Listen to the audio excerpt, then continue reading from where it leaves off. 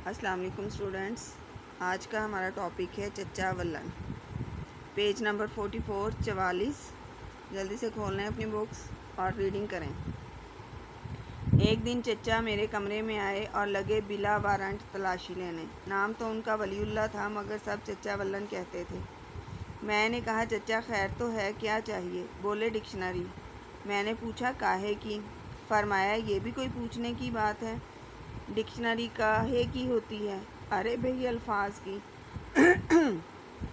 मैंने कहा, आपने बजा फरमाया, मगर कौन सी ज़ुबान की? बोले, फिर तुमने बेकार सवाल किया। भई, डिक्शनरी होगी तो अंग्रेज़ी की होगी। उर्दू या फ़ारसी, अरबी की चाहिए होती तो लुगत कहता, फ़रहंग कहता, कामूस कहता।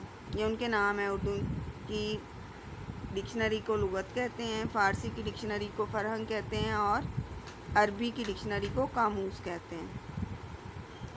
मैंने कहा, बिल्कुल दुरुस्त। लीजिए, अलमारी के इस खाने में सब डिक्शनरियाँ ही रखी हुई हैं। थोड़ी देर बाद उन्होंने मुझे आवाज़ दी, भई वो लफ्ज़ जो मुझे चाहिए वो तो उसमें है ही नहीं। मैंने देखा कि चच्चा फ्रांसीसी की डिक्शनरी लिए बैठे थे। मैंने कहा, हज़रत, ये अंग्रेज़ी की डिक्शनरी कहाँ है? बोले, नहीं, ये देखो, इसमें अंग्रेज़ी ही लिखी हुई है। मैंने कहा, मायने अंग्रेज़ी में लिखे हैं, मगर है तो फ्रांसीसी की डिक्शनरी। बोले, सब यहाँ से वहाँ तक अंग्रेज़ी हरूफ हैं। मैंने अर्ज़ किया, जी हाँ, अंग्रेज़ी और फ्रांसीसी दोनों ज़ुबानें रोमन हरूफ में लिखी जाती हैं। हमको अंग्रेज़ी से ज़्यादा ताल्लुक़ है, इसलिए हम इन्हें अंग्रेज़ी हरूफ कह देते हैं। आप लफ्ज़ तो बताइए जो आप ढूंढ रहे थे। चचा ने कहा, COT, कॉट के मायने देखना चाहता हूँ। मुझे हंसी आ गई। कहने लगे, क्यों, क्या मैंने कोई बेवकूफ़ी की बात की है? मैंने कहा, तौबा तौबा, अल्लाह ना करे। मैं तो यूँ हंस दिया कि ये लफ्ज़ दरअसल हमारी अपनी ज़ुबान का है। उन्हें यकीन न आया तो मैंने एक डिक्शनरी खोल कर दिखाई, जिसमें लिखा था, ये लफ्ज़ कहाँ से आया है। अंग्रेज़ी में खाट से कोट हो गया है। मायनी हल्का पलंग या चारपाई। ये छोटे बच्चों को लिटाने के लिए होता है ना, उसको भी हम कॉट कहते हैं। ये उसी की बात हो रही है। चच्चा फटी फटी आंखों से पढ़ते रहे। फटी फटी मतलब हैरत ज़दा, हैरानी से। अच्छा, तो ये हमारे यहाँ से दौलत ही समेट कर नहीं ले गए, अल्फाज भी ले गए हैं। अंग्रेज़ों की बात कर रहे हैं। मुझे फिर हंसी आई। मैंने कहा, हज़रत, ले ही नहीं गए, बहुत से अल्फाज दे भी गए हैं जो हम दिन रात बोलते रहते हैं।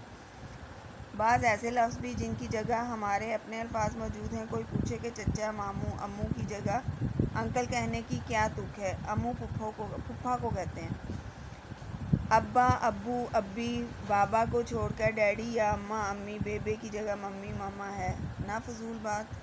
चच्चा बोले, मेरी बातों पर हंसते हो, तुम्हें इस पर हंसी नहीं आती? मैंने कहा, बल्कि रोना आता है। वैसे तो अल्फाज का लेन देन कौमों के दरमियान होता ही आया है, लेकिन अपने हर लफ्ज़ की जगह अंग्रेज़ी का लफ्ज़ बोलने लगे हैं, तो आगे चलकर दुनिया क्या समझेगी? यही कि हम ऐसे गए गुज़रे जंगली लोग थे कि हमारे पास मामूली चीज़ों या मामूली बातों के लिए भी अपने अल्फाज नहीं थे। हाँ, नई चीज़ों के नाम, साइंसी अल्फाज, कालपुर्ज़ों के नाम जो हैं वो रहें, अगरचे इनमें से भी बाज़ के लिए हम अपने ही हल्के फुल्के मौजू मुनासिब अल्फाज बना सकते हैं। सब कौमें यही करती हैं। उर्दू में तो अल्फाज बनाने की बड़ी आसानियाँ हैं, और ये दूसरी ज़ुबानों के अल्फाज भी जूँ के तूँ ले सकती है, क्योंकि इसमें सब हरूफ और आवाज़ें मौजूद हैं जो दूसरी ज़ुबानों में इकट्ठी नहीं मिलेंगी। चच्चा बोले, हाँ, अंग्रेज़ी में तो ते और दाल तक की आवाज़ नहीं। मिल्लत को मिल्लत, पाकिस्तान को पाकिस्तान, जिंदाबाद को जिंदाबैड ही लिख सकते हैं। मुझे हंसी आ गई। मैंने कहा, चच्चा वलीउल्लाह खान, आपका ख्याल बिल्कुल दुरुस्त है। चच्चा बोले, तुम बिल्कुल गलत अंग्रेज़ी बोल रहे हो। अंग्रेज़ी में खान है ना खान, सिर्फ कान है। जो चश्मी है से जो आवाज़ें हम बनाते हैं, भे, पे, काफ, घाफ वगैरह, वो अंग्रेज़ी में नहीं हुआ करती। और देखिए उनसे कैसे बोलते हुए से लफ्ज़ बनते हैं। ख़ास तौर पर वो आवाज़ों को ज़ाहिर करते हैं, जैसे भिन भिन, झिन झिन, छन छन, खनक, धमक, ठाएँ ठाएँ, धूम धड़क्का, ढोल ढमक्का, छूं चना, चनाना, छन, कहिए तो घुंघरू बजते हुए मालूम होते हैं। ये आवाज़ें जो हमारी ज़ुबान में हैं, फ़ारसी, अरबी, अंग्रेज़ी और दूसरी ज़ुबानों में नहीं हैं। इसके राइटर लिखने वाले लिखारी का नाम शानुल हक हकी है और वो अपनी ज़ुबान की अफादियत बता रहे हैं कि हम बिला वजह जो है वो इंग्लिश के अल्फाज इसमें यूज़ करते हैं, जबकि हमारी अपनी ज़ुबान बहुत खूबसूरत और मीठी ज़ुबान है जिसमें हर तरह के आवाज़, अल्फाज, हर चीज़ मौजूद है। तो हमें उन्हीं को इस्तेमाल करना चाहिए। ये ना हो कि आने वाली नस्लें जो हैं वो उर्दू भूल जाएं और सिर्फ इंग्लिश ही याद रह जाए उनको। ये हमारी आज की रीडिंग थी। अगले पेज पे आ जाएं जी स्टूडेंट्स, ये आप पेज नंबर 46 पे आ जाएं। सबसे नीचे दर्ज झैल खाली जगहों में दुरुस्त लफ्ज़ लिखकर जुमले मुकम्मल कीजिए। आज तो अम्मी ने डैश बिरयानी बनाई है, ज़ाफ़रानी और ज़ाफ़रानी ज़ाल से है या जे से है, तो ये जे से जो है वो सही है। डैश के बजाय सीरत को अहमियत देनी चाहिए, सूरत स्वाद वाला।